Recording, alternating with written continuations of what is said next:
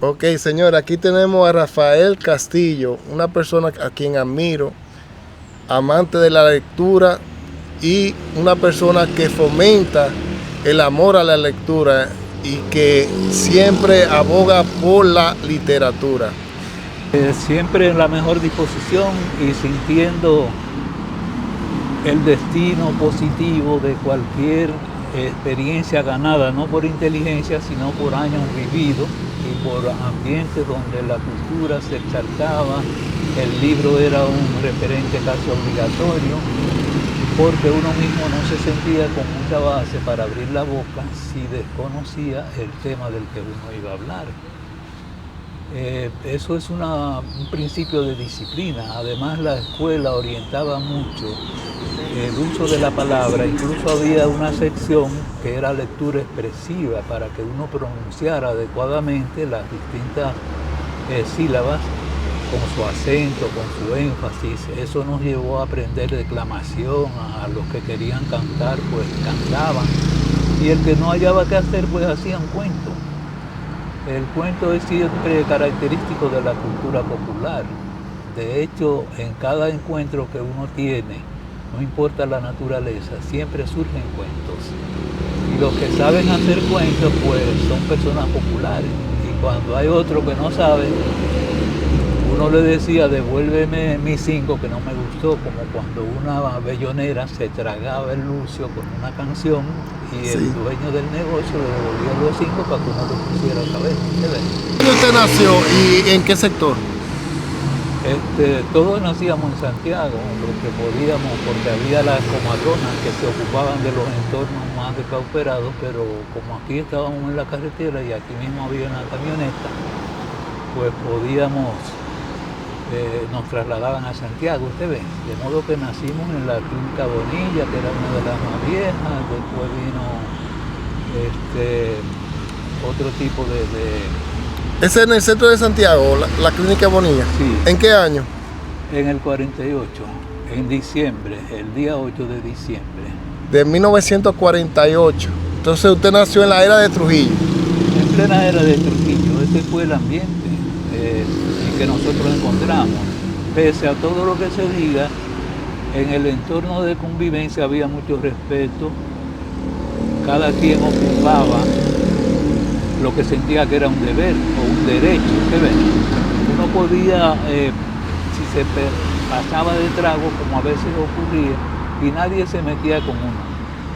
Entonces usted se crió bajo el sistema educativo ostoniano, se podría decir. En términos generales sí, aunque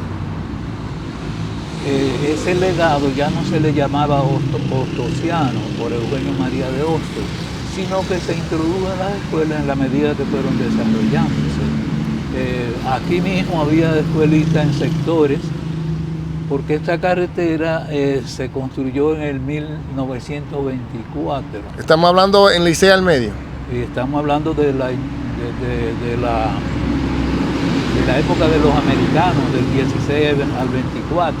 En el puente que va hacia Moca, hay una fecha que dice 1924.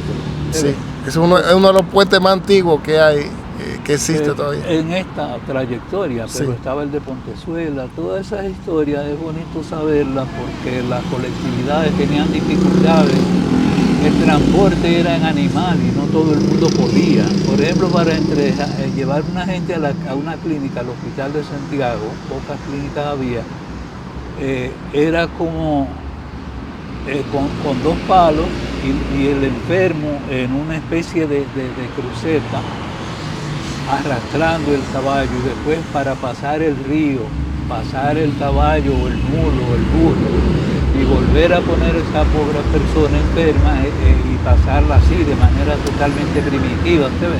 Sí, entonces era difícil trasladarse porque la carretera, no había muchos vehículos. Pero háblame de Eugenio María de Hostos, porque yo le pregunté a alguien de mucha influencia, joven, y él no sabía quién era Eugenio María de Hostos. Es una tristeza y una mancha para cualquier sistema educativo, porque el que sabe le debe saber de Eugenio María de Hostos. Desde el punto de vista de la educación, él introdujo aquí un método creado por él, pero ya derivado de una escuela filosófica que se llamaba y sociológica, positivismo. En vez de estar enseñando cosas teóricas, vaguedades, supuestos muy cargados de palabrería, él era práctico, él era objetivo, había una educación integral. Entonces los muchachos tenían que razonar. A partir de eso, nosotros en Licey tuvimos la bondad, la bendición o la suerte, por la ubicación misma del Licey, que es un punto estratégico para la región del Cibao. Y como queda entre dos ciudades, por eso se llama Licey al medio, entre Moca y Santiago. Eso favoreció que se tomara en cuenta el Licey por la proximidad con Santiago. Después que hicieron ese puente de Pontezuela, Licey ya tenía acceso desde Moca, desde la línea, desde Samaná, desde donde fuera, ¿se ve? Porque había una red de comunicación. ¿Usted se recuerda la primera vez que usted empezó a dar el amor por la lectura? Como le dije, yo tenía que leerle el periódico a mi papá, porque él no sabía leer. Ok.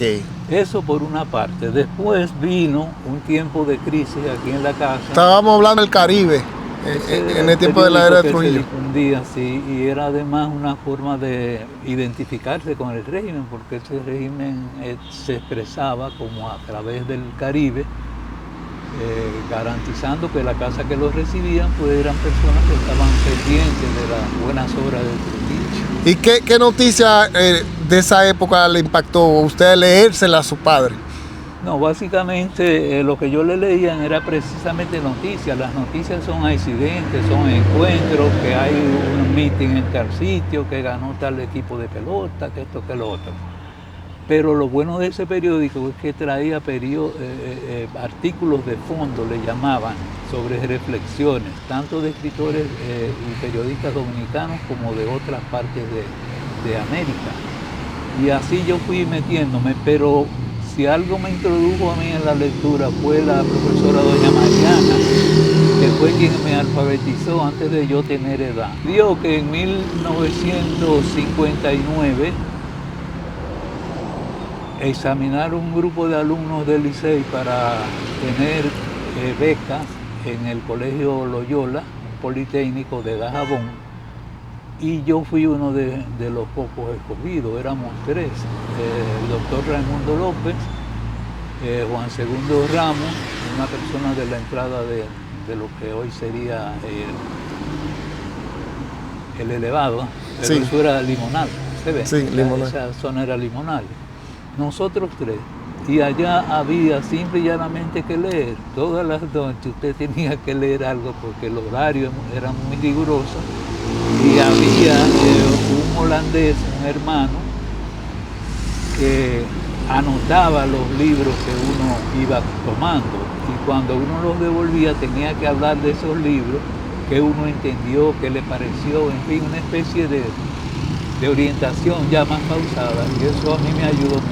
El hermano Carlos, muy simpático, pero muy riguroso, porque hay que decirlo todo. Las personas formadas por la iglesia tenían disciplina, eran meticulosos, procuraban que uno fuera agregando conocimientos, inquietudes, una disposición para una proyección social de ayuda a personas que lo necesitaran. ¿Usted ve? Allá teníamos que ser monaguillos, teníamos que aprender algo de latín. A mí se me olvidó porque esas cosas que no se practican se van, pero en su momento fueron importantes porque eran como un reto para uno y uno quería ser un buen estudiante. ¿Usted ve? Es curioso porque yo estaba escuchando a Facundo Cabral una entrevista y él le estaba diciendo que cuando él empezó el amor a la lectura fue en la cárcel y en la biblioteca había un jesuita y era el encargado de la biblioteca. Parece que hay un vínculo con la lectura y los jesuitas porque hay grandes jesuitas también que eran filósofos, como Aquino era jesuita también. Tomás de Aquino. Tomás de Aquino, bueno, Más vale que no nos metamos mucho en Muy este profundo, tema. sí. La labor de los jesuitas aquí, y prueba es que ellos tenían ese tipo de colegios. Eran Sí. para gente pobre, eran para ayuda de familias que requerían que alguno de sus miembros sacara la cabeza. Entonces, el Instituto Loyola no fue Trujillo. No, pero yo estuve de acuerdo porque ese es otro tema que habría que ver aparte. La iglesia se favoreció mucho. Del concordato, ¿no? El concordato se puso en vigencia después, pero eso le daba a Trujillo una imagen que al mismo tiempo que él apoyaba a la iglesia en el sentido de construirle instalaciones para que ellos hicieran su trabajo, había que darle el terreno adecuado, había que hacerle edificio, había que hacerle una serie de cosas, pero esa receptividad de la iglesia a través de algunas de sus representaciones fue importante para el país, porque en distintos lugares muchísima gente que no hubiéramos tenido oportunidad ni de ir a colegio, ni de ir a universidad, ni nada de eso, pues salía de ahí con una profesión, y una profesión que además estimulaba las áreas prácticas como la agricultura, asuntos de veterinaria, asuntos de mecánica, una serie de conocimientos Práctica. eran prácticas, Y pero útil. de eso se vivía, ¿se entiende? Sí. Y conocía uno otras partes de la República, hacía mucho intercambio. El colegio gemelo de ese Loyola fue el de San Cristóbal, y por ahí pasaron personalidades que, como estaban próximos a la capital, luego descollaron. No es sorprendente de cualquier persona distinguida en el orden que sea que diga yo pasé por el Loyola. Sí, mucha influencia. Sí, y era una educación muy, pero muy puntual, muy rigurosa. Había que claro, había que ir a la iglesia, había que asistir a todo. Nosotros teníamos que ir a los desfiles de Trujillo en unos camiones muchas veces donde cargaban vacas y usted se imagina que yo tocaba redoblante porque por el tamaño yo me buscaron, Sí. porque sea a la postura, ese tipo de cosas. Yo pasaba por aquí de madrugada, a veces se me salían las lágrimas porque pasaba por aquí en un camión que íbamos a desfilar a la capital a representar el colegio, yo con mis redoblantes, yo que ni siquiera sé bailar. ¿Y usted, entonces, había servicio militar obligatorio o cierto entrenamiento? Eso era para ciertos niveles. La familia, le voy a decir una cosa, el servicio obligatorio ayudaba a tener disciplina, a respetar y a hacerse valer como individuo. Usted hacía el servicio obligatorio y eso era como un entrenamiento para lo que la vida le presentara, ya fuera un hecho de violencia, ya fuera un hecho de responsabilidad, de colaboración cívica. Usted ve que los caminos había que mantenerlos y eran gente de ahí, y había una persona encargada de comprometer los turnos para el trabajo, etc. Todo eso parece muy distante, pero el servicio obligatorio a mí siempre me pareció, todavía lo mantienen países muy avanzados. ¿Usted apoya el servicio obligatorio militar? Señor. A los 18 años deben inscribir a los muchachos a un servicio militar o un tipo de entrenamiento.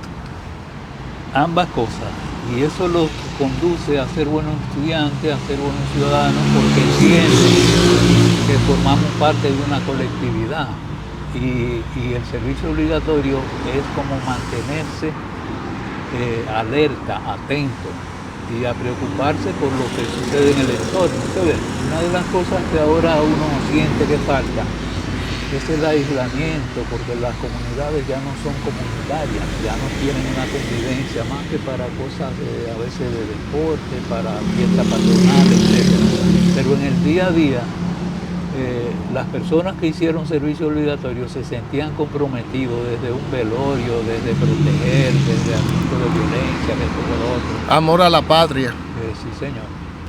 Porque Dios, patria y libertad.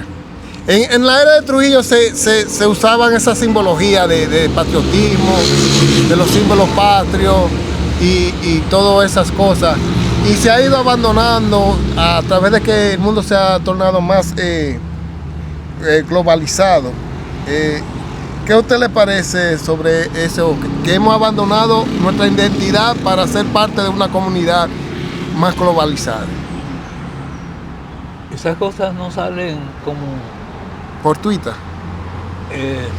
de la voluntad de nadie, sino que hay toda una atmósfera que va estimulando. Fíjese bien, después de la revolución, cuando los americanos vinieron aquí, se abrió para el exilio una brecha significativa y muchísimas personas aprovecharon eso. Paradójicamente, muchos de los que eran opuestos a los americanos por adhesión a las ideas socialistas, etc. Sí. Pero se iban, tuvieron oportunidad de estudiar o de irse a trabajar, se iban llevando la familia. En Santiago mismo había un consulado y se promocionó mucho a través de ese consulado, que mucha gente de Licey, por eso Licey fue una de las cunas donde nació la agropecuaria. Sí. Porque el mismo Juan Bosch, que caminaba aquí, como gustaba él, el contacto directo con la población, decía que esos ranchos de tabaco podían ser grandes. Sí. Y crear una modalidad de sobrevivencia que tuviera otro nivel, con menos sacrificio, etc.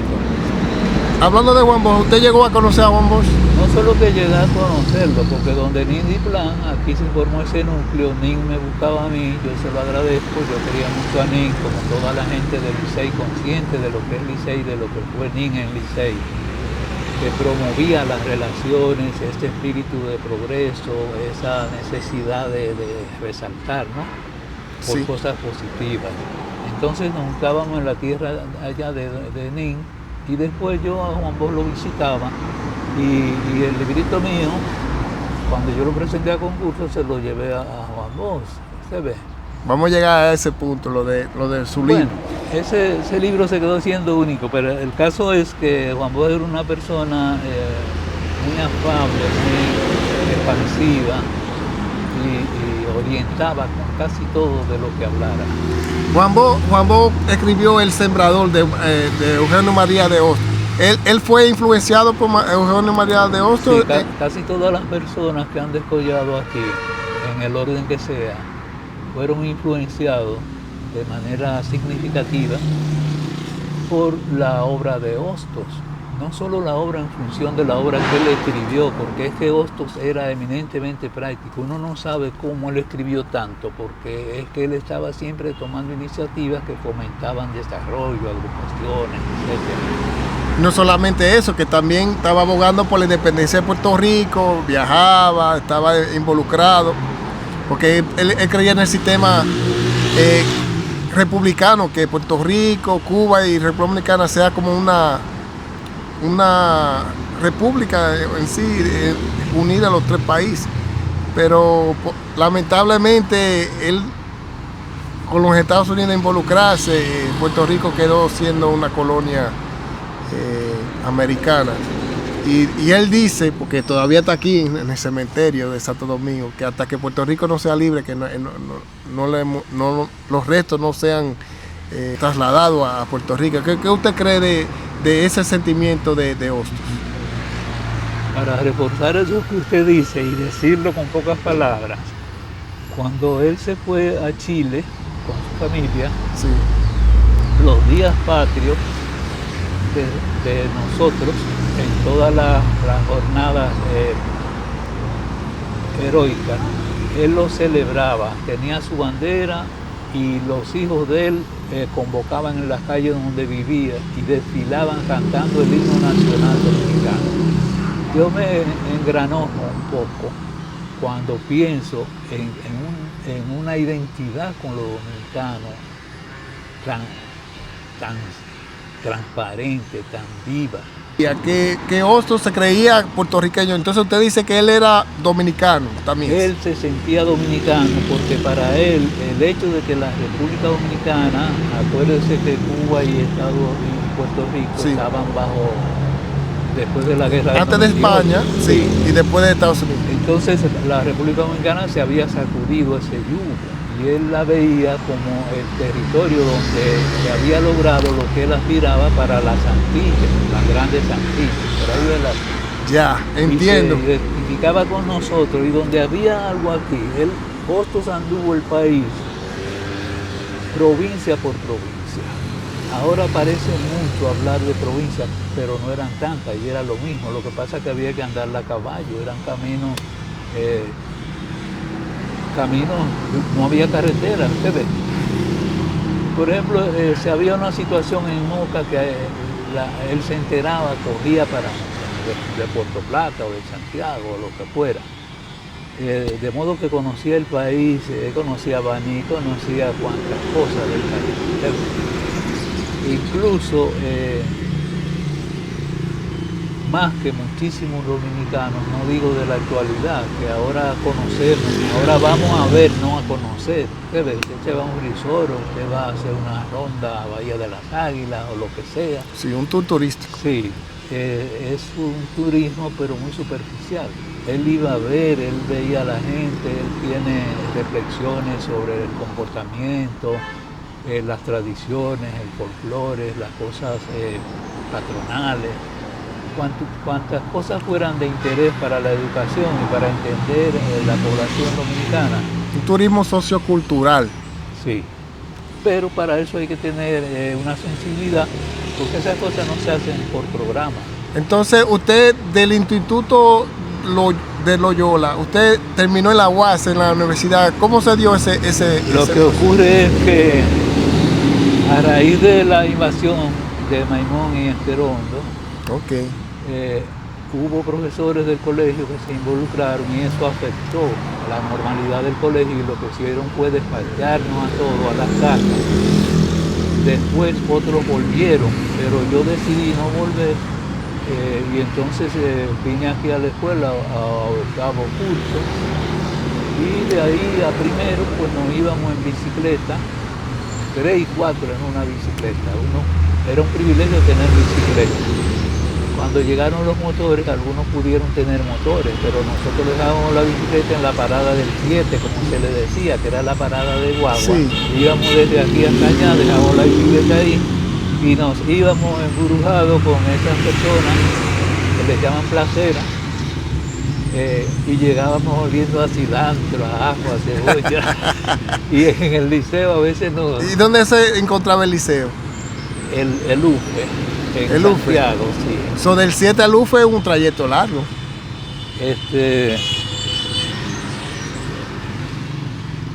¿Cómo le digo? Eso era casi donde nace la Avenida Francia ahora. Todavía está, todavía funciona. Sí, el UFE lo he escuchado.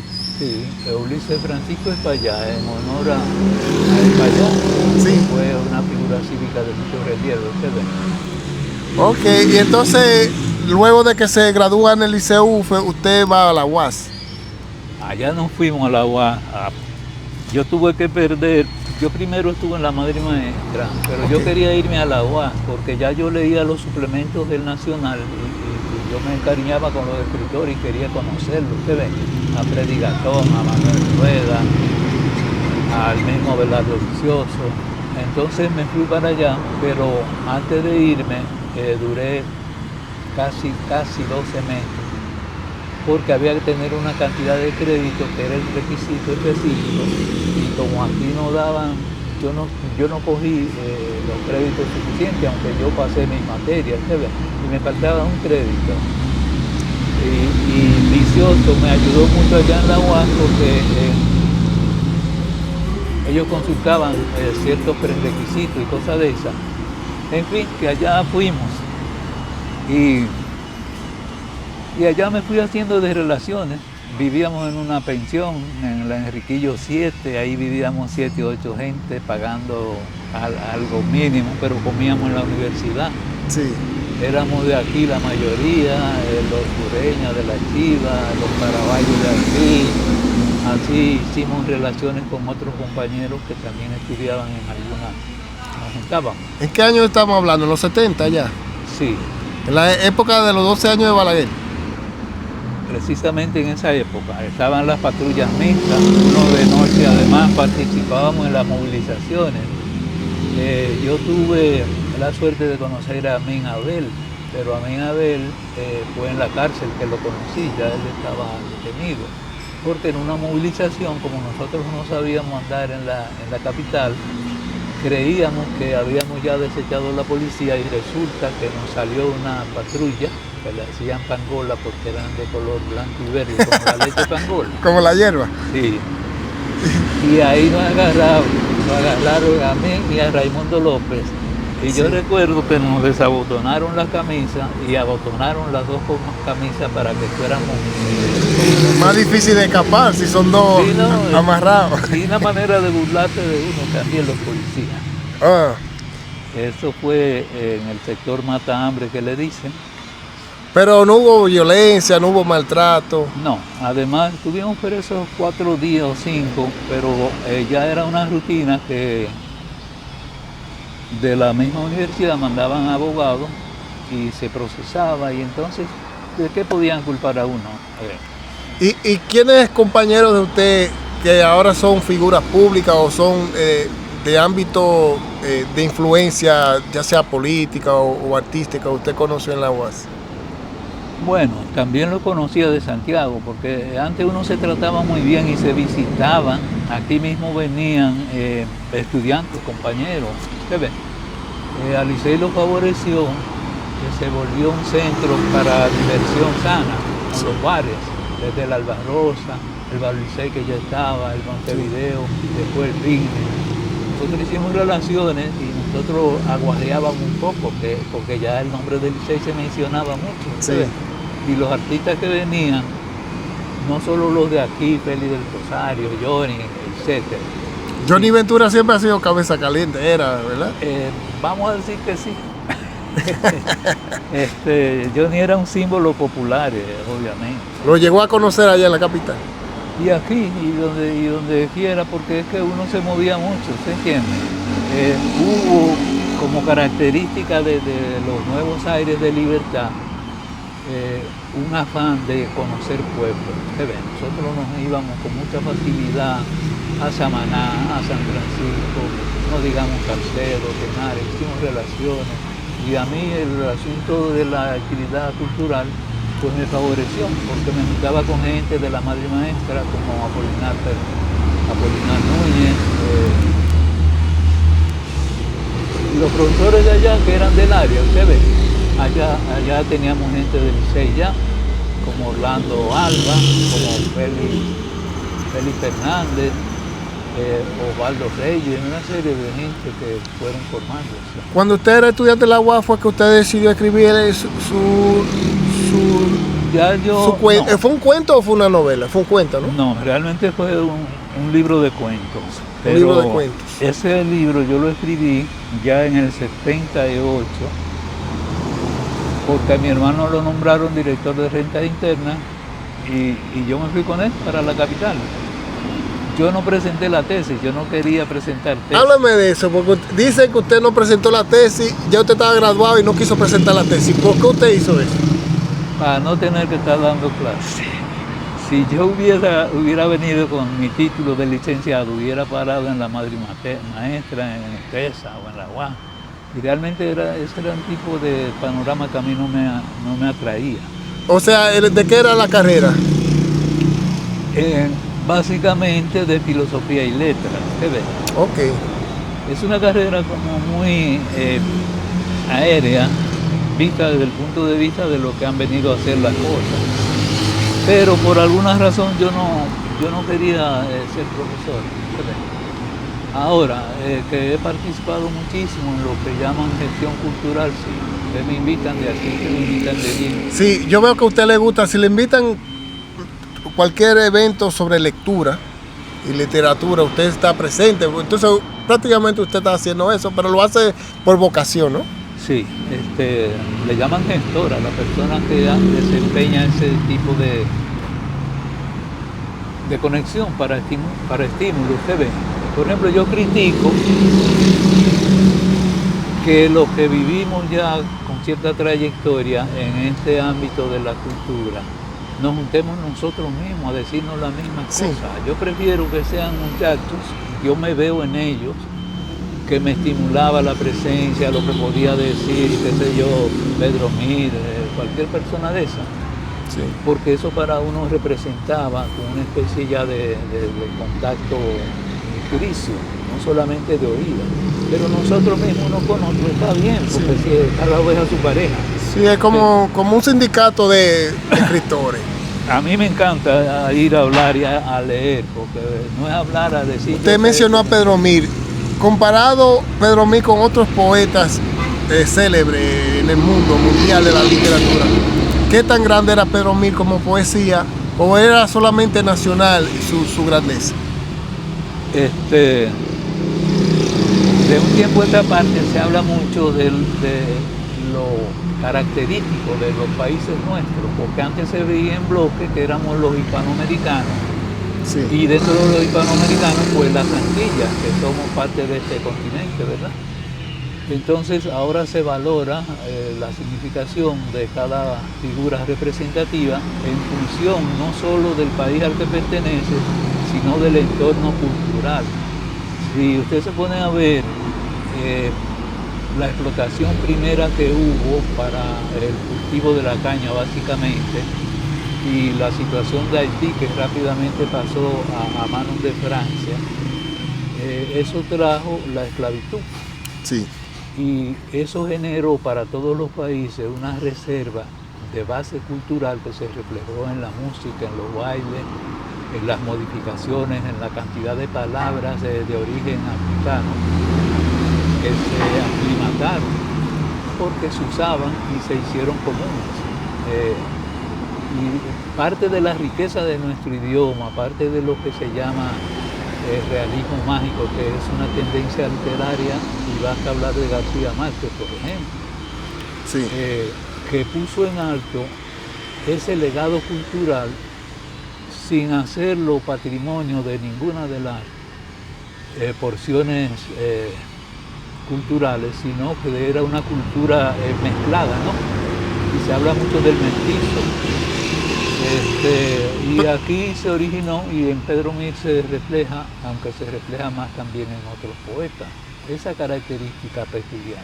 O sea, usaba palabras derivadas de lo africano, de lo taíno y sí, pero no solo las palabras, sino hispana. la manera de sentir. Usted ve. Sí. Dígame un poema que usted sepa o conoce y que hasta se sepa una prosa Bueno, después Pedro Mir se puso a escribir prosa. A mí prácticamente no le gusta.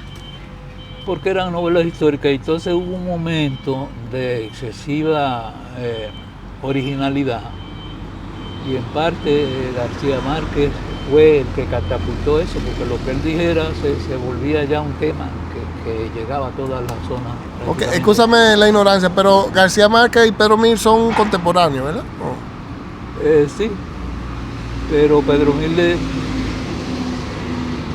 ¿qué le voy a decir? Son dos momentos, pero la grandeza de García Márquez consiste en que él llevó a una expresión ya más depurada desde el punto de vista de la elaboración, básicamente de la prosa, de la narrativa. Sí. Ese legado característico de Hispanoamérica, ¿se ve? Sí. Entonces, si usted habla, por ejemplo, de un país en el mundo, que es como quien dice... el más famoso, ¿eh? El más conocido, sí, de Pedro Mir. Él lo publicó fuera del país. Todavía estaba la época de Trujillo, eso lo volvía un poco contrario a lo que era la garantía de que él estuviera aquí. Él se fue a Puerto Rico, él tenía relaciones. Aquí Puerto Rico siempre y Cuba tuvimos una mancomunidad cultural, y eso desde Atuey, que se fue desde aquí huyendo de los españoles a Cuba. ¿Se ven? Sí. Desde esa época, porque los indígenas conocían estas islas y las visitaban y tenían áreas y cosas de esas. Había un predominio de interrelaciones, aunque hablaran distintos idiomas. Esta es una cosa que ya se ha estado estudiando con mucha base de un tiempo a esta parte. Yo mismo he leído bastante sobre eso, y sí, hay que reconocerlo. Hay una base común. Sí, y Juan Bo, cuando estaba en el exilio, estuvo en Cuba. Usted dice Pedro Mir también. hay un vínculo de Máximo Gómez. Bueno, siempre somos, inclusive influye, por ejemplo, cuando la Revolución Cubana, eso repercutió aquí en el país, porque usted habló de eso, esas invasiones, como aquí afectó a Loyola, con las esteroondas y todas esas cosas, porque había un movimiento comunista, ¿verdad? Había un pensamiento revolucionario. Y entonces, como en Cuba en 1959, ¿usted visualizó ese cambio después inclusive que Juan Bosch escribió una carta avisándole a Trujillo que las aguas del Caribe estaban cambiando? O sea, que el tiburón no se da cuenta que las aguas ya están cambiando. ¿Usted percibió aquí también en su vivir ese cambio luego de que la Revolución Cubana?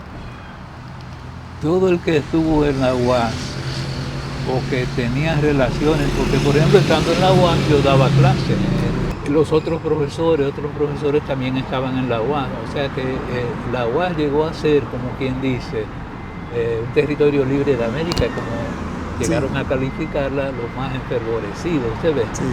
Nosotros conocimos a los líderes de los distintos movimientos y vivíamos ese ambiente y, como les digo, participábamos en las movilizaciones. Sí. ¿Usted ve? ¿Cómo era el intelecto de Amin Abel?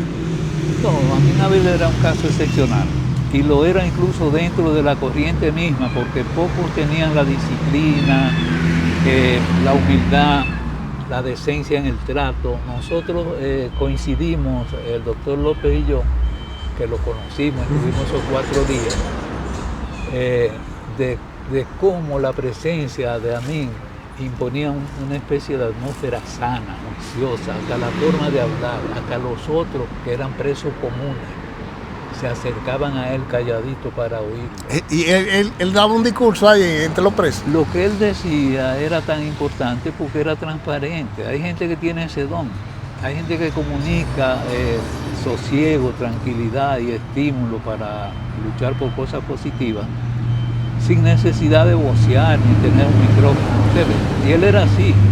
A mí me parece verlo todavía. Un poco pequeño, de tamaño. Flaquito. Sí. Se veía frágil, ¿no? Ajá, se veía frágil.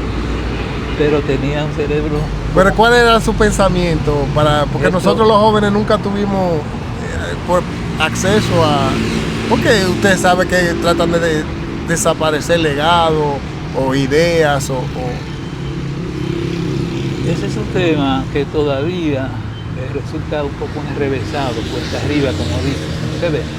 Porque se crearon distintos movimientos o tendencias dentro de las mismas izquierdas y hubo cierta tirantez entre ellos. ¿Había celo entre ellos? Había una competición por los liderazgos, si eso pudiera llamarse celo.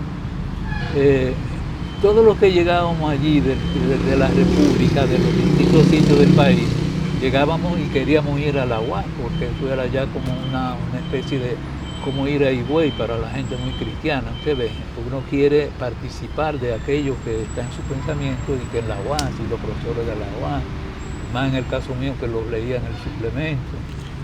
Ya. Usted, ahora, hay alguien que me refuta cada vez que yo digo esto. Yo digo que Trujillo y Balaguer fueron un mal necesario. ¿Usted cree que fue así o usted cree que si el movimiento socialista triunfaba, el país iba por un mejor rumbo? Yo le diría que trate de ver cómo está Cuba y qué ha sucedido en Venezuela. De hecho, cuando cayó el muro de Berlín, cayeron muchas cosas de lo que eran esas apetencias ideológicas. ¿Qué ven? Una de las cosas que mejor caracterizaban a Amin Abel, hasta donde yo recuerdo, era el énfasis sobre que el país se levantara con su propia capacidad para reponer el sentimiento de identificarnos todos con un objetivo nuestro, que no necesariamente que viniera de fuera, que hubiera simpatía por lo que se hizo en tal o cual sitio. O sea, una identidad netamente dominicana y originalmente con nuestros mismos propios problemas y autenticidad para resolver nuestros propios problemas sin ninguna Que influencia nosotros ideológica de nadie. que nosotros podíamos hacer. Ahora, en nuestros países se hace cada vez más distante la expectativa de la soberanía, porque los intereses ya vinculados con los norteamericanos, con sectores de poder que tienen que ver con la energía, que tienen que ver con suplir la energía eléctrica, una serie de cosas, eso retranca mucho nuestra capacidad para operar. Ok, ahora mismo somos una plaza de muchísimos intereses económicos, Claro. pero no son propiedad nuestra. ¿Ves? Y la participación nuestra casi siempre es condicionada por las campañas políticas, porque el que mejor se adhiere a mantenerle esos privilegios y esas facilidades ahora, queda de lado el pueblo, aunque se hable del pueblo. Sí, si no es más como una agenda globalizada, como le estaba diciendo antes, y quieren implementar ciertos códigos, ciertos estilos de vida que no se adaptan al dominicano per se, culturalmente. Yo le estaba explicando a alguien que se sorprendió y me dijo, porque los dominicanos votaron mayoritariamente por Donald Trump y su discurso es un poquito anti-inmigratorio.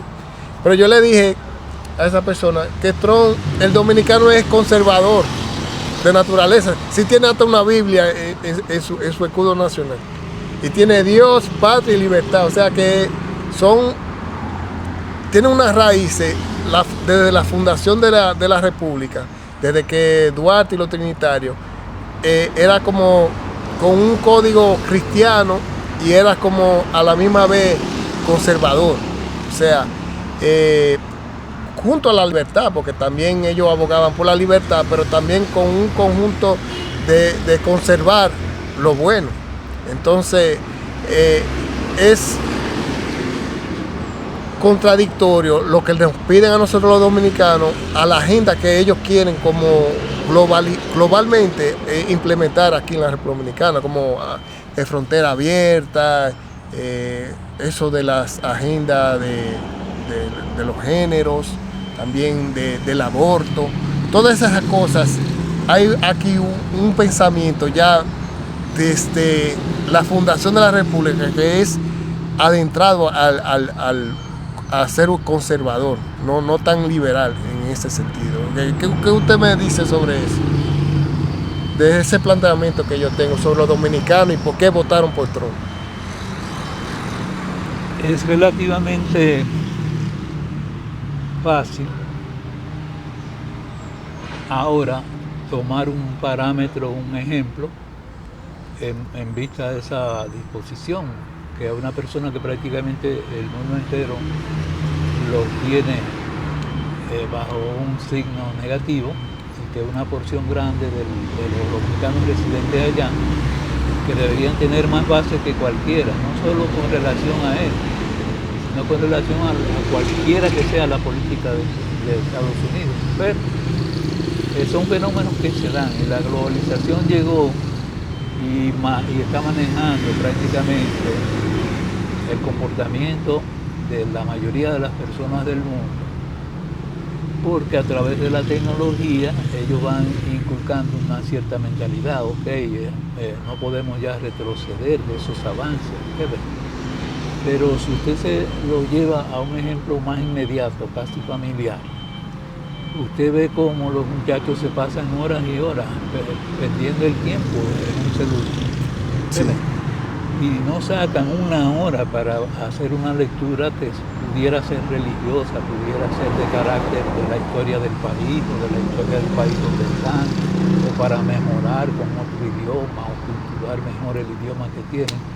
Todo ese tiempo se va perdiendo. ¿Cuáles son los beneficios de la lectura? Ya que yo estoy hablando sobre eso en la manera de hablar, en la manera de expresarse, en la manera también de actuar. ¿En qué beneficia la lectura física, o sea, de un libro y entender y conceptualizar Toda lectura debería ser comprensiva porque el objetivo es comprender exactamente el contenido mismo de la lectura. Sí. Pero empecemos por organizar el pensamiento. Ya. Si usted dice, vamos a hablar de pelota, no me salga con que usted es mecánico y que tal cosa. ¿Usted entiende? Sí. Vamos a hablar de pelota. Para decirlo en un término de algo que arrastra mucho la gente, los deportes están sustituyendo el uso del tiempo en lo que no lo pierden, buscando disparate en la tecnología, pudiendo buscar otras cosas, le voy a decir.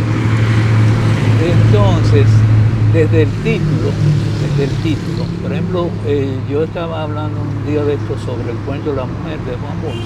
Sí.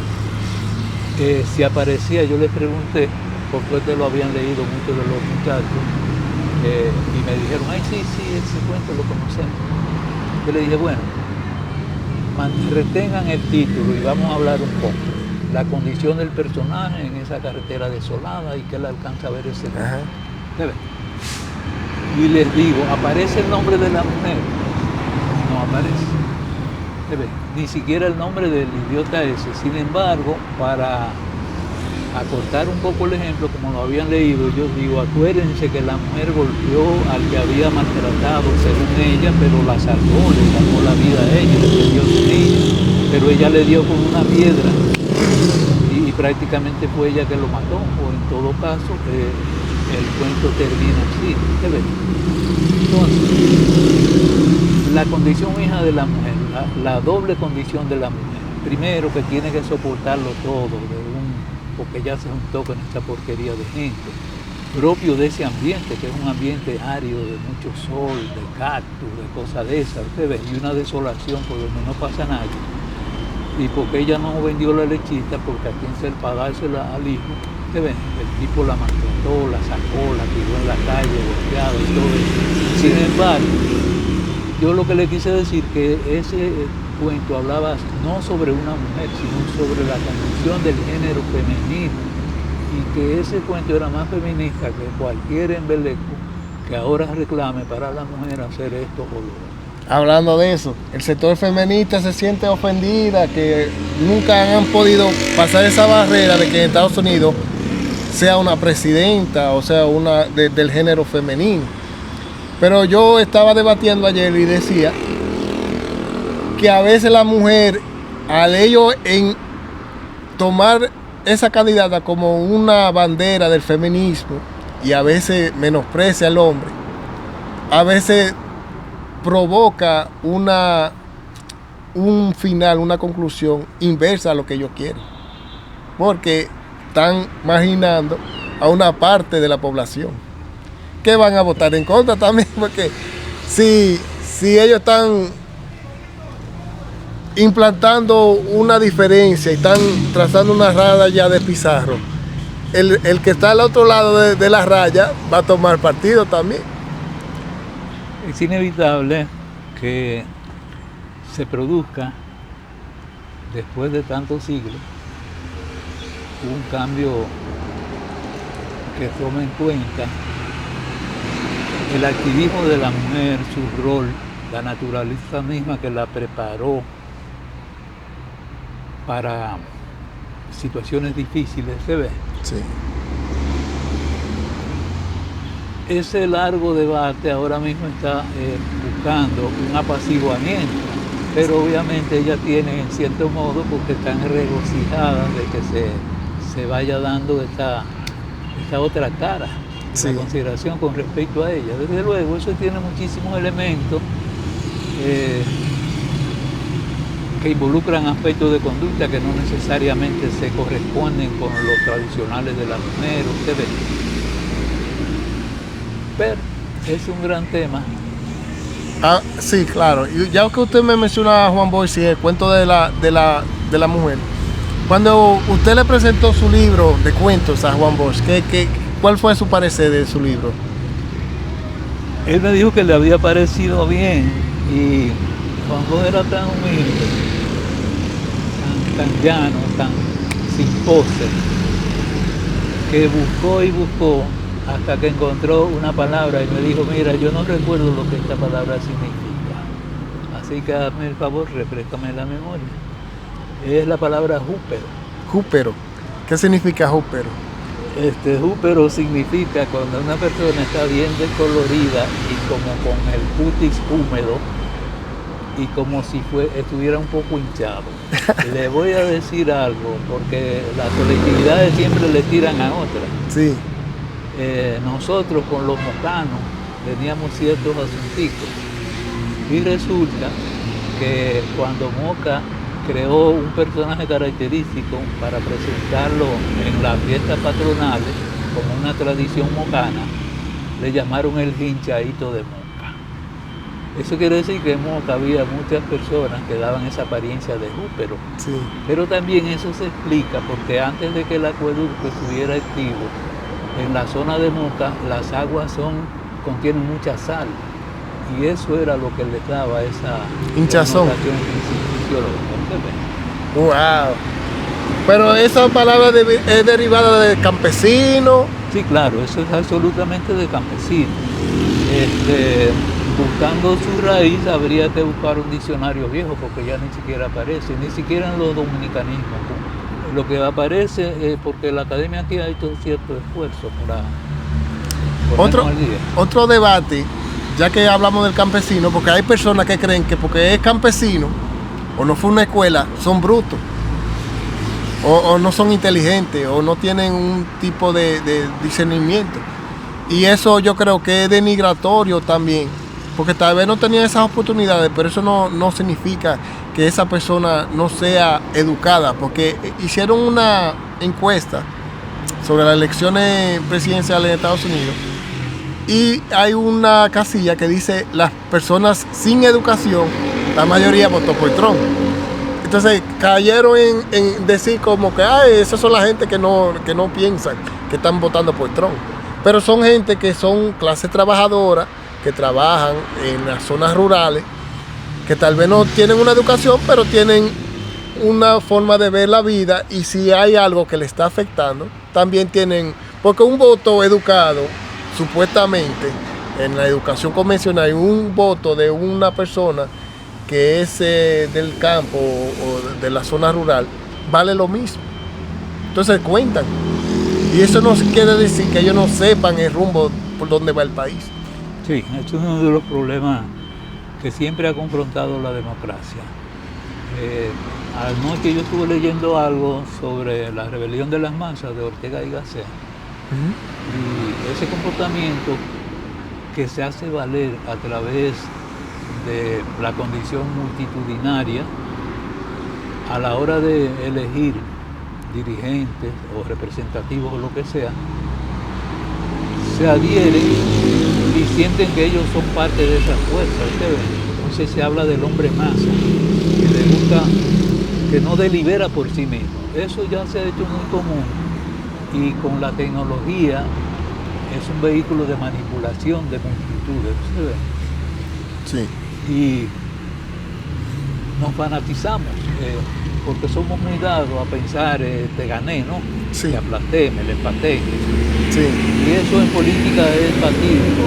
Es como una competencia más bien que... Sí, como echando un pulso. Pero es una manera muy pobre y sin embargo haciendo se manipula aparente libertad, aparente democracia, los recursos que fluyen activamente, que son inversiones, porque ellos invierten para comprar votos, ¿verdad? Y ese es un tema prácticamente inagotable porque prácticamente en el mundo entero se manifiesta en las elecciones ese tipo de tendencias, ¿verdad? Como ofertas, cosas. Acuérdense que a Balaguer le echaban en cara la fundita, pero después el PLD vino y repartía cajas. Sí. Sí. Esa era la cajita. Sí. Hay muchas modalidades para entender que eso existe desde siempre. Pero se dio a la inversa, porque ahora en Estados Unidos le amenazaban a la clase pobre que le iban a quitar su welfare. Es un programa que le dan alimentos a las personas que no están trabajando. Le amenazaban que si Trump ganaba le iban a quitar todos esos derechos o esas ayudas sociales que le daban. Y como quiera, la gente votó a favor de Trump. Inclusive hay gente que dice, porque creen que hablan a nombre de ellos, que ellos votaron en contra de sus propios intereses. Ese es un tema para reflexionarlo. Ustedes que están viviendo todas las circunstancias, no solo de ese proceso, sino de vivir fuera de su país. Porque es un tema que no se puede ver a la ligera, ustedes, aunque se vuelve un tema que circula a través de los medios de comunicación, que crea modalidades con los contactos con la tecnología virtual, etcétera. Pero el tema va mucho más lejos que eso. Y habría que procurar que cada quien tome una actitud en base a su caso. A eso conduciría la lectura, le voy a decir. Sí. Porque es muy fácil ver una multitud y usted dice, caramba, son muy gente, por la razón que sea. Sí. Pero si usted ve pausadamente cuál ha sido el manejo que hubo, qué expectativas hay, cuáles sectores son los que integran ese interés y lo manipulan o lo proponen o lo que sea, pues ya usted tiene que sacar conclusiones por usted mismo, no dejarse arrastrar como un simple hombre masa. Inclusive el apoyo mediático en la televisión era todo a favor, en contra de Trump. Sin embargo, Trump salió victorioso porque él utilizó las redes sociales. Ahora hay una revolución donde las personas que controlan los medios son los individuos, no son las grandes corporaciones. Porque todas las corporaciones como CNN, o NBC, son grandes cadenas y todas estaban en contra de Trump y como quiera Trump ganó. Entonces ahora se habla de la revolución, pero por los medios, por dispositivos celulares, por el internet, que hay otro modo también de comunicarse. ¿Qué usted cree usted cree que la generalización de los medios, que ya cada individuo tiene acceso a tener a los medios, es más positivo o es en detrimento de la sociedad? Hay casi un consenso, una opinión generalizada entre las personas que tienen muchos conocimientos, tanto de sociología como de filosofía, como de política en sí, de que los riesgos con este tipo de comunicación, los riesgos para un buen balance de la convivencia, ustedes están siendo llevados a un plano como si fuera algo deportivo, como si fuera algo superficial, como si eso no involucrara nuestra propia base de sobrevivencia y el futuro de nuestra descendencia, ¿usted ve? Sí. Eso le llaman banalización, que es llevar la cosa a un plano de relativa insignificancia. Eso es muy peligroso. Sí. ¿Por qué? Yo le entiendo lo que usted quiere decir. Por ejemplo, yo subí un video, porque yo fui al último juego de la Serie Mundial y hay un video de una reacción de una fanática de algo que pasó, una jugada que fue impresionante porque la defensa como que se durmió, el pitcher no cubrió primera y el primera no pisó primera, no fue a primera tampoco. Entre ellos dos, uno al otro creía que iba a cubrir primera. Alguien, el video, el 5% de ese video lo están viendo en Japón. Y una persona me escribió en japonés. Yo no sé japonés. Entonces yo copié esa palabra, lo que me escribió en japonés, lo traduje en Google y después decía video histórico. Entonces después yo le dije, busqué la traducción en japonés, lo que quiere decir gracias. Entonces lo copié y se lo puse y le respondí en japonés también. Gracias. Entonces no hay una conexión ahí. ¿Entiendes? Directamente hay una conexión porque yo le respondí en su idioma, pero personalmente no hay una conexión, ¿entiendes? No es un vínculo de que tal vez esa persona ella me escribió, yo le escribí, pero no es algo tangible, es algo que es el internet. Yo no sé si fue una persona real o no, también, pero le contesté. Nos comunicamos por vía internet, pero no es algo como usted y yo ahora que estamos hablando, ¿entiendes? Una conversación que yo conozco su nombre, usted me conoce a mí, sabe quiénes son mis padres, cosas así, ¿entiende? El internet ha hecho que nos comuniquemos más, pero estemos presentes menos. No sé si me entiendes con lo que digo. Sí, claro.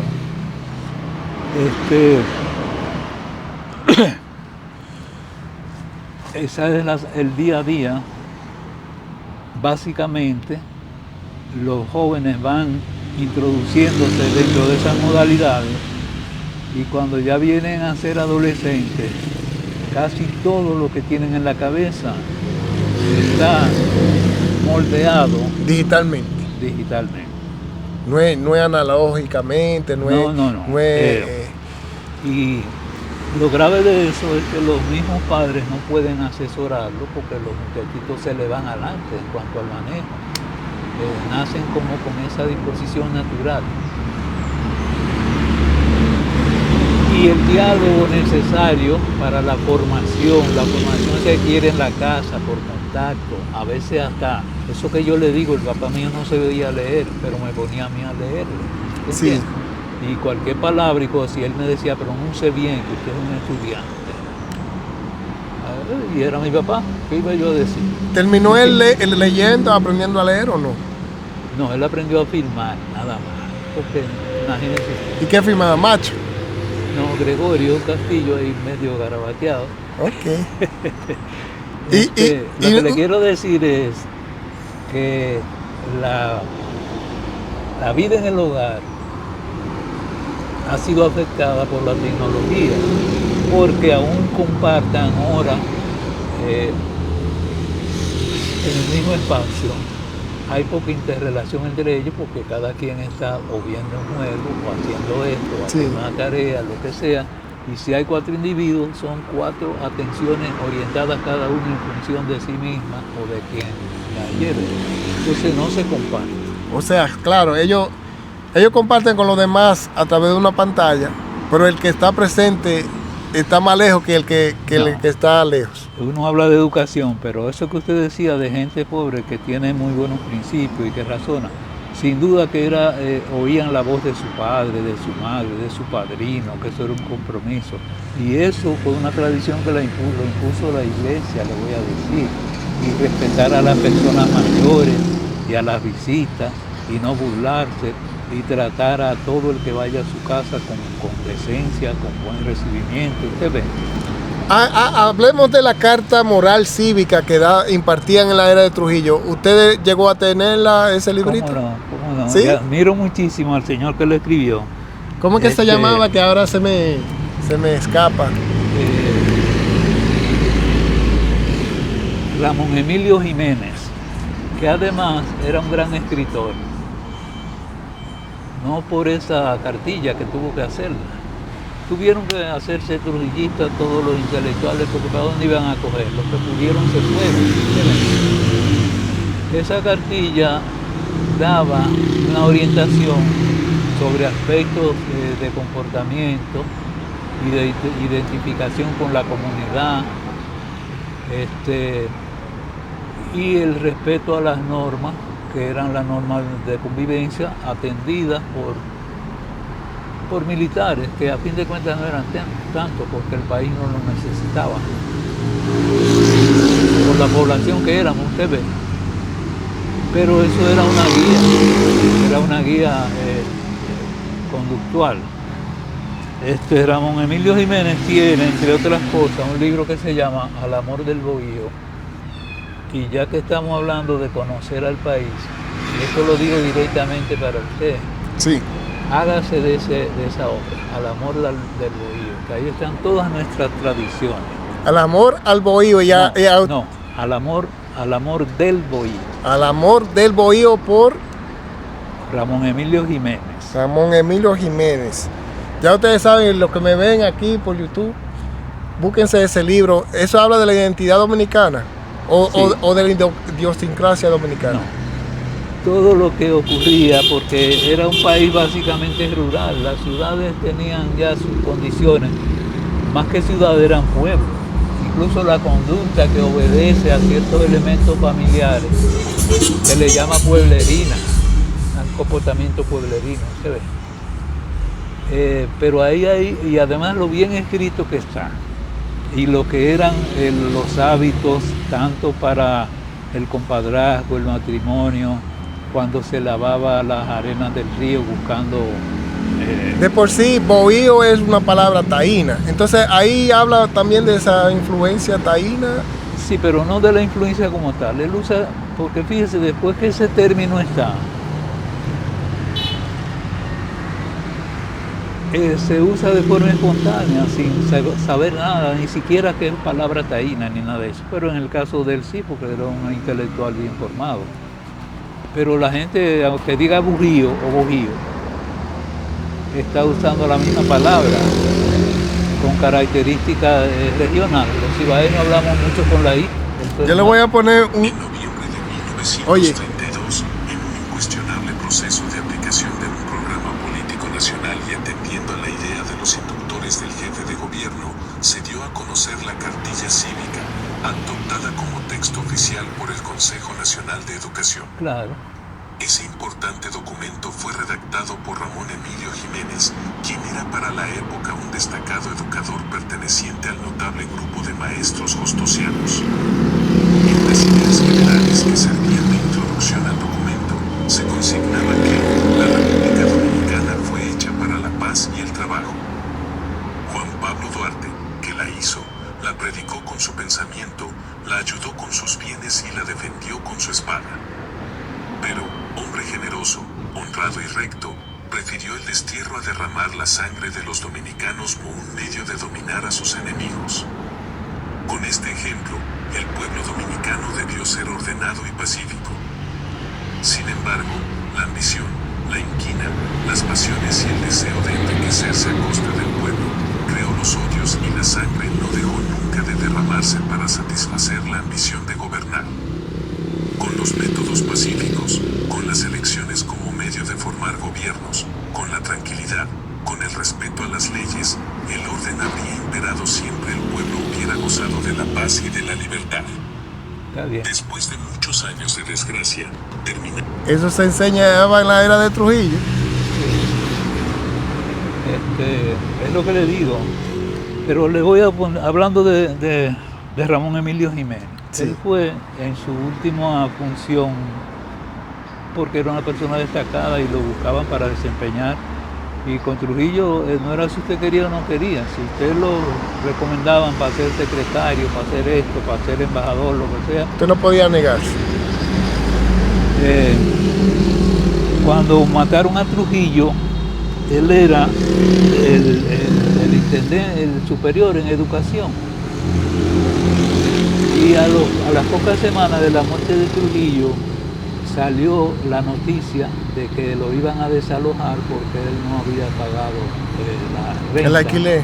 Sí. Y los otros que lo conocían hicieron una especie de apoyo colectivo y le pagaron ese dinero.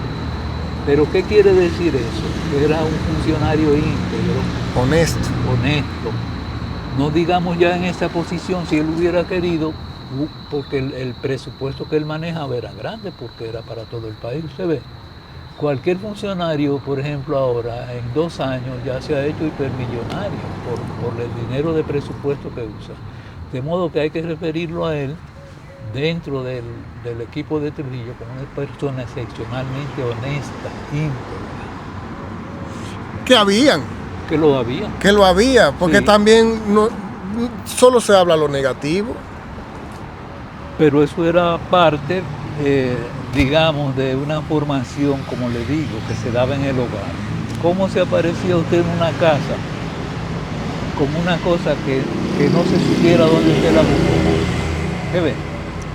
No fue ni una vez ni dos que uno vio ese caso de maltratar a un muchacho porque se había aparecido como una mano de guineo, porque tenía lo que fuera. Pues Hasta- llegó con 3 huevos y una Exactamente. mano de plátano. Sí. ¿Quién le dio eso? Exacto. ¿Dónde usted lo consiguió? Y entonces se le iba a preguntar a esa persona si fue así. Y si no fue así, esa pela no se la quitaba a nadie. Esa pela. Pero al que le sucediera eso, lo pensaba bien antes de coger cualquier cosa aunque fuera una naranja. ¿Qué ves? Es la pena. Del 66 al 2024, ¿dónde usted ve que ha sido más positivo para la dominicanidad? Vamos a ponerlo para la dominicanidad como país libre e independiente. ¿Durante la era de Trujillo o durante la partidocracia, ya sea PLD, PRD, PRCC, la Fuerza del Pueblo y el PRM? Ahora es muy aventurado señalar el respeto a la condición de nación a la que pertenecemos. Es muy difícil señalarla porque es que hay sectores que se han... Si usted puede decir lo que sea de cuando Trujillo, pero el que no se metía contra Trujillo difícilmente tenía dificultades y había cierta atmósfera de seguridad. Y claro, era una dictadura. ¿Qué ves? Sí. Pero de un tiempo a esta parte, el solo hecho de proponer, utilizando la palabra democracia, de nosotros, esto que lo otro, envuelve mucha hipocresía, mucha falsedad. Entonces se postulan como agentes del bien, pero al servicio del mal, a fin de cuentas. Quieren alcanzar alguna beta del poder, no importa cuál sea, ya llegaron.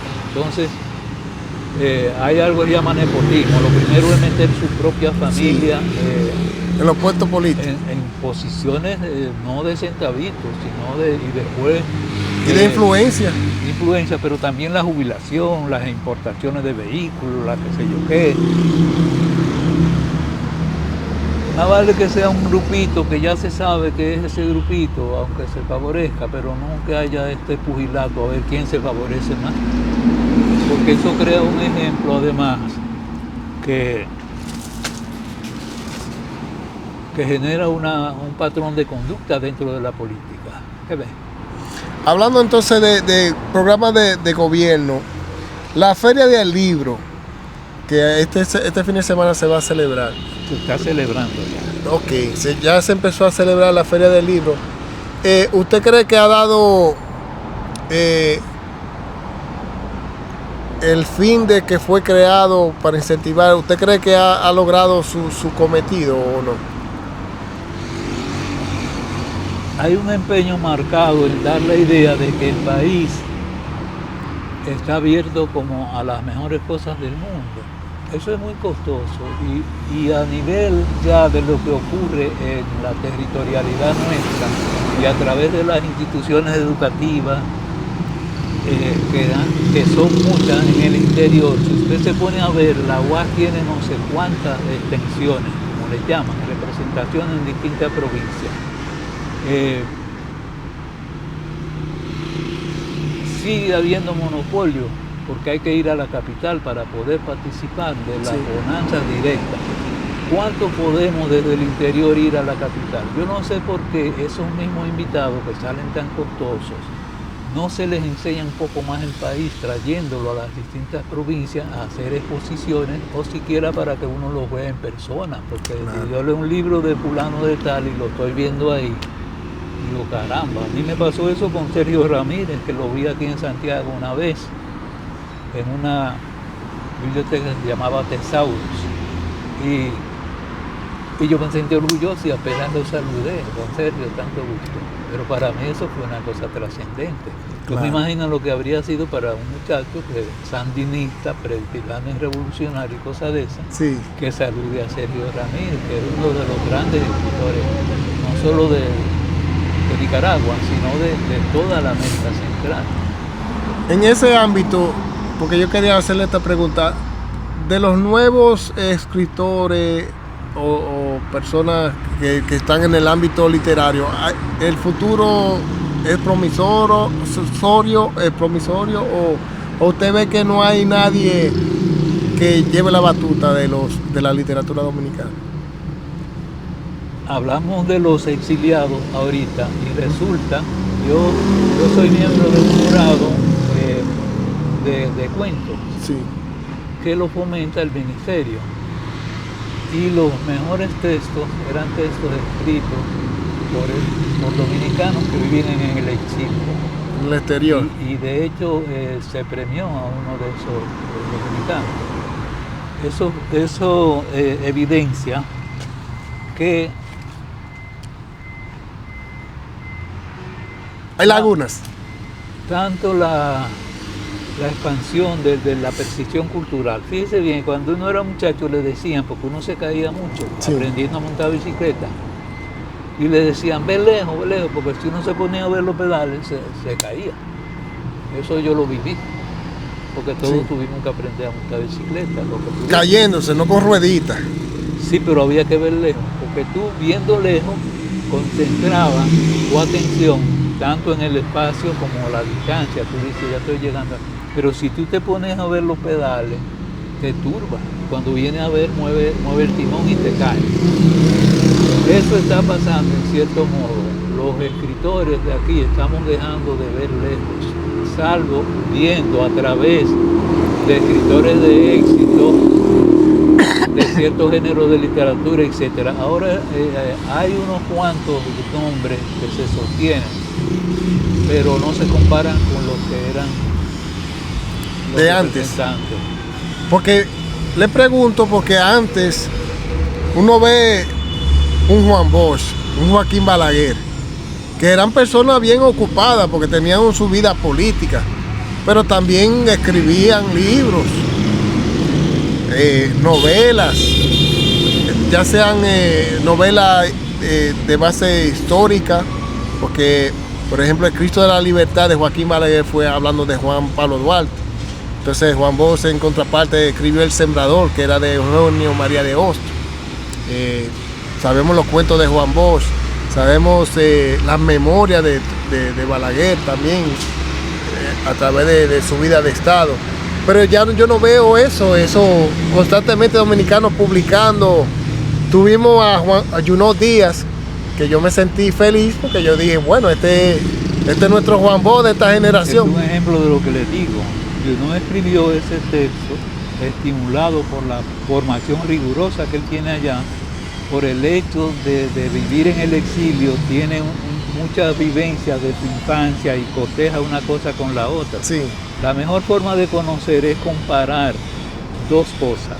¿Qué ven? sí. Usted entiende mejor lo cuadrado si lo pone al lado de un círculo. Sí, Sí, ¿qué ve? Porque hay una diferencia grande. sí. Entonces el exilio está tomando una función casi identitaria por la cantidad de exiliados dominicanos que hay y en literatura están manifestándose. Y quizás las mejores cosas las están haciendo cosas de dominicanos que viven fuera del país. Por ejemplo, hay un señor que llama José Acosta, yo fui jurado también, eso fue antes de la pandemia, escribió una señora novela. Y ese vive en el exterior. Vive en el exterior. Lo vi ahora en un encuentro de escritores que hubo, me dio un regocijo porque uno respeta la labor de ustedes. Y la novela se llama El lodo y la nieve, una excelente novela. Y ese, El lodo y la nieve. y es respecto a que el lodo, porque hay un contraste ahí, algo Sí, sucio y algo blanco sí. como la nieve. Sería, tomaría mucho tiempo hablar, porque una Sí. señora... Ahora me vino a mente, ¿usted no cree que tal vez la nostalgia de vivir fuera de su país incentiva a la creatividad? Si se tiene inclinación y se ha leído y hay un interés por el país, porque yo le voy a decir... Porque por ejemplo Juan Bosch fue en el exilio que escribió sus mejores libros. Sí, pero ya Juan Bosch tiene una formación. Pero ¿qué pasa? Que el abuelo de Juan Bosch, que era un viejo cascarrabia, don Juan, como él mismo lo dice, ya a los 9 años, Juan Bosch leía el Quijote. ¿A los Y qué? ¿Cuánto? A los 9 años, a los 9 años. Y el abuelo era es complicado leerlo. Si usted se mete en el libro, usted lo agradece porque probablemente ningún libro tiene todas las condiciones de excelencia que tiene el Quijote. Con él es que se origina la novela moderna en el mundo entero. Esos son temas que tienen mucho que ver con lo que le he querido decir de la formación. En vez de usted estarle poniendo sandeces a sus hijos y esas cosas, si usted tiene algo válido y que lo puede enseñar y ayudar a crecer solo, así. hablando de eso, Lili me dijo, y me sentí muy orgulloso, me dice, papi, gracias por enseñarme español. Porque yo cuando ella era pequeña, ella vivía en Estados Unidos, vivimos en Estados Unidos, yo agarré mi nacho y le enseñé con un nacho y siempre le estaba empujando para que aprendiera español y ahora me lo agradece. Yo le dije, eso para un futuro será mucho más positivo. Imagínate si tú captas un tercer idioma, si tú aprendes un tercer idioma. Ella va a llegar por sí sola, olvídate, porque para eso sí sirve la tecnología. Sí. Yo tengo el ejemplo aquí de una muchachita que era como muy voluntariosa. Ella me decía, yo vine para que usted me explique, pero yo no voy a copiar lo que usted dice. Yo voy a coger la idea y después le voy a mostrar a usted cómo yo cogí esa idea. Se iba tomando nota. Eso se llama... Esa muchacha tiene un futuro brillante. Si ellos se trazan sus propias metas y van adecuando sus pautas de temperamento y eso, esa muchachita ya antes de irse de aquí ya sabía inglés y me cantaba en inglés y cosas de esas. Wow. Usted no, yo le decía a usted siempre, usted hace eso a decirme a mí como que yo soy bruto porque no sé inglés. No diga eso, no diga eso. Y dígame, usted vio a Juan Bosch trabajando, ya que usted tuvo esa relación con él, cómo él creaba, o sea, ¿usted lo vio trabajando o no? Sí, él venía donde mí aparentemente a descansar, pero era a descansar de los tantos compromisos que le llevaban tiempo atender a ellos. Y se pasaba ahí unos cuantos días, pero en tiempos normales, un periodista amigo de él, que se llamaba apellido Grateró, cuando Juan Bosch tenía poco tiempo, lo que hacía era que dictaba. Incluso el mismo cuento de la mujer, él le dijo a doña Carmen que buscara un papel para hacer una carta a un amigo. Y cuando ella vino con el lápiz y todo, se sentó en la mesa, la carta se convirtió en ese cuento de la mujer. Era una carta que estaba redactando. Él pensó que era una carta, pero esas son las cosas que ocurren de manera poco discernible para uno explicarla. Sea como sea, Pero... a él qué tipo de experiencia. Porque un escritor es así. Usted cree, un escritor antes andaba con libreta y cualquier cosa la anotaban y era una idea. Después revisaban eso y ya tenían un esquema, un boceto. ¿Cómo esas personas fundaban partidos políticos, escribían novelas, escribían cuentos y compartían, tenían tiempo para la familia? Y hoy en día es difícil aprovechar el tiempo. Es asunto de disciplina. Si no sé, yo le voy a hablar siempre de la formación. La formación se da en el hogar. Eso quiere decir que si a usted le ponen a recoger esa basura, usted no puede dejar una hoja ahí. Y lo acostumbran a eso. Cuando usted viene a ver, sea que usted recoja basura, limpie zapatos, maneje un vehículo, esté en un trabajo, eso que usted aprendió en su hogar, eso es lo que usted proyecta, esa disciplina. Y a respetar su palabra. Si usted dio palabra, por ejemplo, algo que yo aprendí en el PLD, y yo tengo una cita a las 9, cuenta y diga que yo a las 8 estoy de camino. Eso es así. Usted rígido con el tiempo. Rígido con el tiempo y trato de ser rígido, y si voy a hacer una cosa específica, por ejemplo en los encuentros que hay, yo soy de los primeros que llegan, y si voy a dar una charla yo estoy ahí, pero con mucho tiempo, incluso voy conociendo los muchachos, los profesores que van a estar y todo. Es asunto de disciplina, Entonces a Juan Bosch lo acostumbraron a tener esa disciplina rigurosa, porque eso venía como característica de la familia, ¿sabes? Por eso se hablaba por apellido de la gente, ¿no? Con esa gente se puede hacer negocio, porque son gente seria, aunque no lo conocieran a usted, pero si le dijeran algo con Carlos de Licey.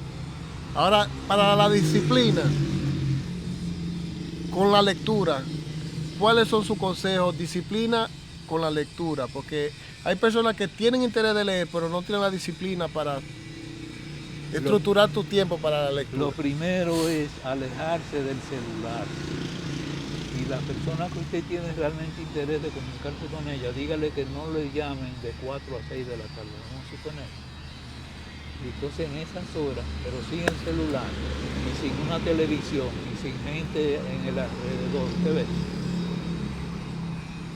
Ya usted sabe que ese tiempo es suyo. Tener un diccionario cerca, no se lleve de que usted tiene de que para buscar en el celular, no lo busque ahí, use el diccionario. Hay un ejemplo muy bonito de Pedro Enrique Ureña, que fue director de educación aquí, de la Secretaría, que otro empleado va y le dice: don Pedro, discúlpeme, tal palabra, que no recuerdo ahora bien. Entonces don Pedro buscó, le pasó un diccionario y dice: es aquí que tenemos que confiar. No en don Pedro ni en nadie, es en el diccionario. Eso lo contaba Atenas Reyes, una personalidad que estuvo durante muchos años y conoce más que nadie lo que ocurría en educación. ¿Qué ven? Sí. Hablando de Pedro Enrique Ureña, escribió mucho más que Juan Bosch, ¿no? No se trata de mucho, sino de el contenido. Sí. ¿Qué peso? Pedro Enrique nació en el 84 y murió en el 46. 62 años, creo. Juan Bosch vivió 90 y pico de años. Si Pedro Enrique hubiera tenido 10 años más, ya con el dominio que tenía, los idiomas que manejaba, lo llamaban el Sócrates en México. El Sócrates. Porque él formó un grupo que en México no ha habido un grupo tan compacto y tan necesario. Era necesario, ¿no? Lo que fue votó aquí, pero allá con apoyo, porque lo tuvo. Sí. Hemos hablado de libros, pero no mucho de libros. ¿Cuáles son sus libros más favoritos o que le han...? Bueno, yo le voy a mencionar varios autores. Obviamente está Juan Bosch. Una vez yo tuve que hablar con Balaguer y el que andaba conmigo, porque era familiar de él, le preguntó: ¿y para cuentos? Que yo quiero escribir cuentos. Y Balaguer le dijo: pero tú tienes a Juancito ahí. ¿Quién sabe más de cuentos y hace mejores cuentos que Juancito? Ni Gabriel. Ni Gabo. No se mencionaba Gabo en ese tiempo. Entonces, hay que leerse a García Márquez, obviamente. Sí. Pero usted no tiene por qué empezar por 100 años de soledad. Usted puede empezar por Crónica de un crimen. De una muerte anunciada. Por ejemplo, que parece una noticia que se contamina un pueblecito, un pueblo. Está Julio Cortázar en Argentina. Si hablamos de Argentina tenemos que hablar de Borges. Si hablamos de Borges tenemos que hablar de Sarmiento. ¿De quién? De Sarmiento. Sarmiento. ¿Sarmiento es de Nicaragua? ¿O de qué país? No, de Argentina. ¿De Argentina también? Sí. Okay. Argentina es una cartera inagotable de grandes escritores. Okay. Si hablamos de Paraguay tenemos que hablar de Augusto Roa Bastos. Si hablamos de Venezuela hay que hablar de Uslar Pietri, entre otros, porque también hay bastantes. Y así. Y obras específicas. El Enriquillo. Enriquillo es la gran novela dominicana. La mejor novela dominicana. Pudiera haber, y de hecho los hay, pareceres que no necesariamente se armonizan con esa expresión. Sí. Hay una carta que le escribió Martí, excusándose de que fuera tan breve, al autor de Enriquillo. Pero eso fue antes de 1900, ¿verdad? Estamos hablando del siglo XVIII. Estamos hablando de 1800 y tanto. Siglo XIX, ¿no? Siglo XIX. Parte del 20, porque al final de 18 y vino el 20. Si usted se pone a ver, la independencia fue en el 44, o sea, estamos hablando del siglo XIX.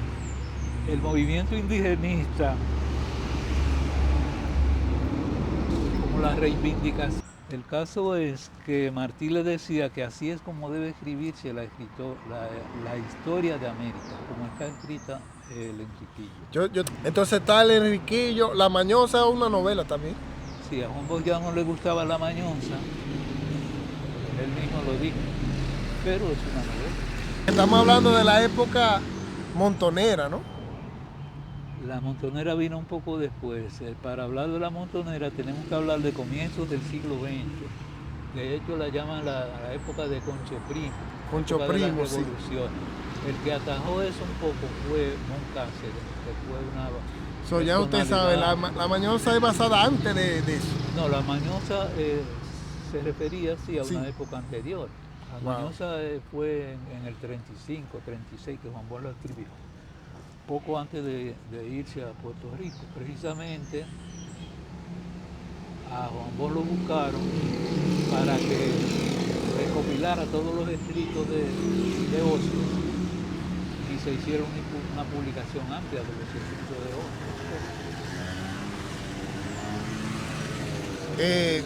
Ostos. Ostos escribía mucho también. Y escribía maravillosamente. Para darle una idea, estaba revisando ahí volúmenes. 2 volúmenes son como 900 páginas o algo más. Wow. 2 libros escritos por Rodríguez de Morici, Emilio Rodríguez de Morici, sobre Ostos. Ok. Recogiendo todo. Y es un libro fabuloso. Yo lo he leído. No me mencionó el autor de México, Pedro Páramo. A escucharlo como audiolibro.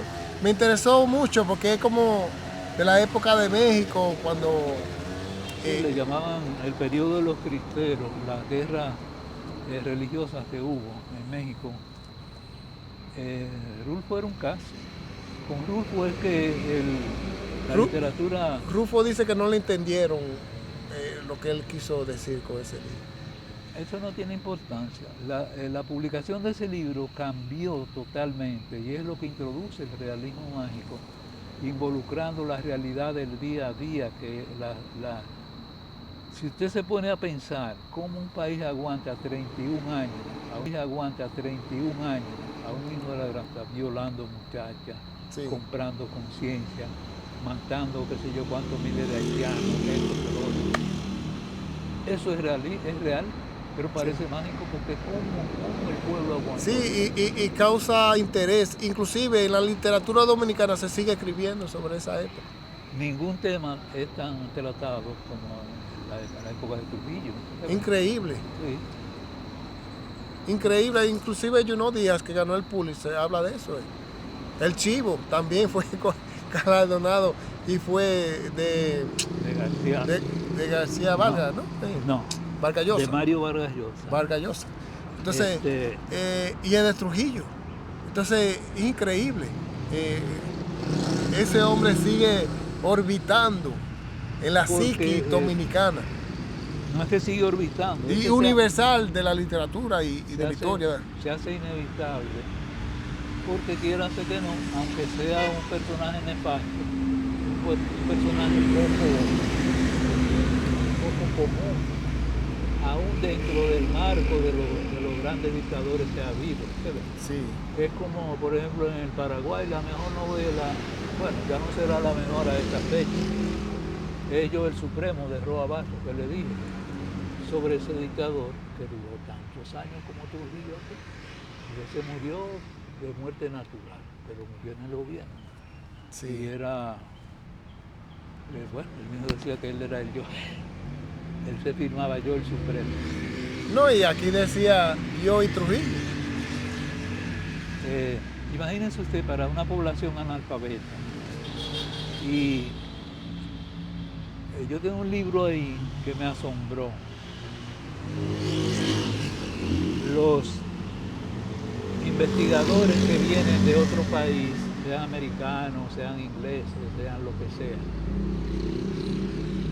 enriquecen mucho la visión que uno tiene de las cosas aquí. Yo leí un libro sobre cómo Trujillo se apoyando a los campesinos. Ajá.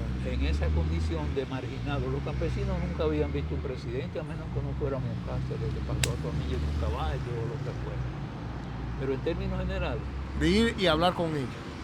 ¿no? Y regalarle tierra y apoyarlo y mandarle gente que lo orientara. Porque es que nosotros somos muy inclinados a la vagancia, a la contemplación, a estar hablando letras, ¿se ve? Sí. Y Trujillo dejó una expresión que ojalá se hiciera un símbolo nacional. Mis mejores amigos son los hombres de trabajo. Así mismo. Trujillo ahora tiene muy pocos amigos aquí. Sí, a eso vamos. Vamos a despedirnos entonces. Aquí tenemos a Rafael Castillo. Su última exhortación para las personas, para que incentivarlos a la lectura. Voy a poner otro ejemplo. Doña Camila de Enríquez, hermana de Pedro Enrique Ureña, que en Cuba es más respetada, es Salomé, aquí. Escribió un texto de conferencias para mujeres que habían delinquido y estaban en la cárcel. Y ella le llamó, en ese libro, ella le llamó a los libros. Los libros son esos amigos. O sea, ¿cuáles son esos amigos que están contigo en la pena, que comparten tu alegría, que no te dejan estar solo o vienen a ver porque tú estás tan solo? O sea, un libro es un amigo que habla con tu espíritu, que habla con tu estado anímico, que habla hasta con tu desasosiego. Aprende a escuchar en ese libro una voz de un amigo. Y justamente eso, cuando aparentemente tú estás solo en compañía de esa voz que te está hablando. ¿Tú ves? Hay un poeta peruano, César Vallejo, que lo dice de una forma increíble. Él dice, de vez en cuando subes a acompañarme a estar solo. Hay una canción así, que se llama Acompáñame a estar solo, de Ricardo Arjona. No dude usted que viniera por influencia de ese... Mira, ese se aprende. Sí. ¿Y usted lo sabe por qué? Porque lo leyó. Sí. Sí. Bueno, un placer siempre. ¿En qué año fue que usted ganó el Premio Nacional de la Literatura? En el 83, pero ya tenía 2 años que no lo entregaban, no recuerdo por qué. ¿Y cuál fue el premio? No, ese librito que yo escribí ya. Desde que vino la tecnología, desde que yo dejé de encontrar cintas para máquinas de antes, mecánicas, dejé de escribir porque yo escribía a mano y iba pasando, corregía. De buena primera, la misma Dinora me regaló las últimas 3 cintas que yo usé. Pero usted podía tener a alguien que le digitara y usted... No es lo mismo. No es lo mismo. A propósito, Juan Bosch, cuando tenía poco tiempo, dictaba. Porque ya tenía una disciplina, se ve. Y bueno, inclusive, ya que usted ha mencionado a Gabriel García Márquez también, él le explica que él estuvo casi en la ruina. Inclusive no tenía dinero completo para enviar el libro completo, ya cuando terminó los 100 años de soledad. Tuvo que enviar la mitad. Cuando leyeron la otra mitad, ya estaban ansiosos de de leer la otra parte. Pero la mujer de él era hasta aquí, porque ellos tuvieron que vender todo, inclusive. Yo he leído mucho sobre la vida de él. Aquí hubo,